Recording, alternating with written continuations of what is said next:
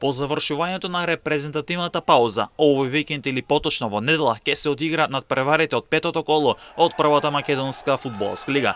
Дуелот меѓу гостови и Вардар наместо во Штип ќе се одигра на стадионот Борис Трајковски во Маđари, а во Скопје ќе се одиграат уште две мега средби. На Чаир ќе се одигра дербито на колото меѓу Шкупи и Шкендија, а пак на националната арена Тодор Проески се одигра мечот меѓу Работнички и освојувачот на купот Тиквеш. Во Охрид ќе се соочат Воска Спорт и Силекс, во Струмица ќе играат Берери и Беса од Добридол, а пак во Битоло се очувај на повратникот Пелистер против шампионот Струга Тримлум.